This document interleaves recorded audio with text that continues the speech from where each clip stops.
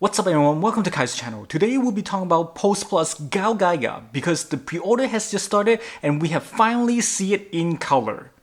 In this video, we'll go through what to expect and when it will be released and of course the most important, the cost. So without wasting any more time, let's get started.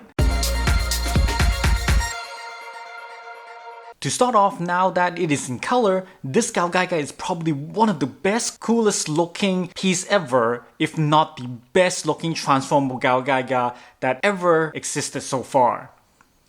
The approach Post Plus took is very mechanical, muscular form with a very detailed in coloring, even down to the little holes and cracks on the body, so it's definitely looking really nice right now. And I hope it will look even better in real life once we get our hands on it. Obviously, they have mentioned that this is a fully transformable without any interchangeable parts, so it can split up into their individual machines. The Gao machine, even after it splits up, looks amazingly cool. The Stealth Gao and Drill Gao is absolutely beautiful. Even in this form, it's so much more details than any of the predecessors that has been seen. And just on their own, it's cool enough to display. Now the Liner Gao on the other hand, it's a little bit dull, but it's still decent enough. It looks a little thicker, or fat I should say, than it is in the story, but again, it's totally understandable, so nothing really special about that part. Galleon looks fantastic. Unlike the Bandai's version where the forearm is a lot thinner than the upper arm, that looks like a twig. In here, they've actually both matched the size on the forearm and also the upper arm, which looks so much better in this one. What I also like about it is that the fact that the parts resembles the ears near the head seems to be able to move, so it looks more lively than any other Galleons that I've seen. As for the Gaiga, it looks quite nice other than the fact that the head is a little bit small, but that's also totally understandable, so I'll let that slide as well. But what I can't really make out of is that those little claws near the chest area where the Galleon's head is, those I can't really make out what they're actually is for. They seem to be able to hook onto something, but if you look in the Galleon form, there's actually nothing that it changes into, so I'm really scratching my head what are those for. The only idea I can think of is that it's actually locking into the Stealth Gao when it is combined, but we really need to see how it is when I get my hands on it. So what's your guess on the usage of these claws?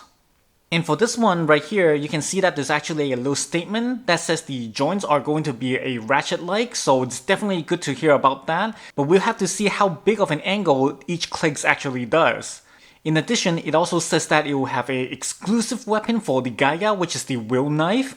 Now, in the story, there isn't a time where Gaiga actually uses any form of Will Knife at all, and the only time that it was actually used was when Shishio Gai is in human form, and also in Genesis GaoGaiGar that it actually popped out from the Gadget Gao, but never Gaiga himself. So this is going to be interesting on how the Will Knife will look and also how it's going to be on the Gaiga.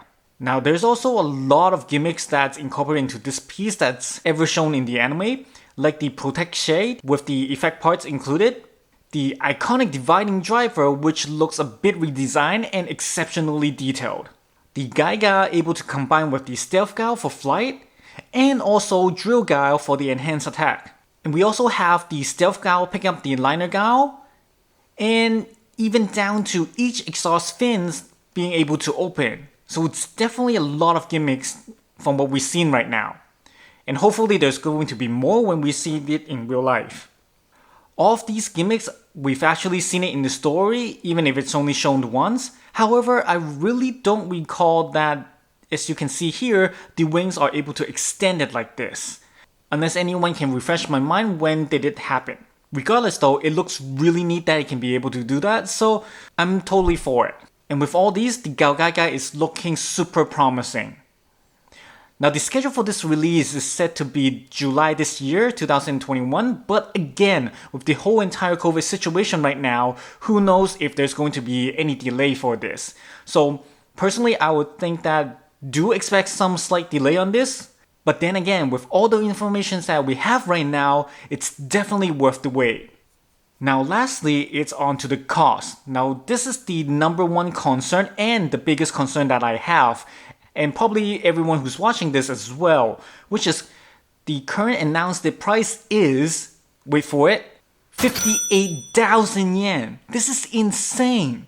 This is the most expensive single die-cast product I have ever ordered in my life. And here I was thinking about that the most expensive one was the Sentinels Amakuni's Genesis GaoGaiGar at 45,000 yen. But Post Plus seems to have proven me wrong by hitting that limit up to 58,000 yen. So if anyone actually recalls what I mentioned earlier in previous video where I said Post Plus isn't that popular compared to other competitors, this is the main reason for it. It's because the cost that they propose is usually insanely higher than their competitor. So making some of the collectors, like myself, loses a bit of interest in purchasing.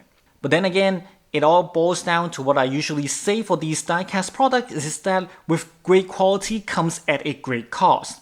So for anyone that's still debating whether or not to order this, really think if this is really what you like and not just go on a spur of moment to order it, since it is really expensive and it's no joke on the cost. Now I actually have pre-ordered mine already since I am a big fan of the Brave series if you can't tell, so definitely share once I received it. Hopefully we will enjoy this piece so that we can expect Post Plus version of Genesis GaoGaiGar or even the GaoGaiGar, since we haven't actually seen a proper die-cast product of it yet. But if they actually do release that, I really hope that they are conscious about the cost because it's just insanely high and it's really takes a burden on everyone's wallet. So definitely they should really consider adjusting the price even down by a little. It really does help. And that's it with today's video. Hope you guys enjoyed it and find it useful. Be sure to pre-order yours if you are interested and if your wallet has the appetite for it. As usual, don't forget to hit that like button and also subscribe to my channel for more videos. I'll see you guys next time. Thank you for watching.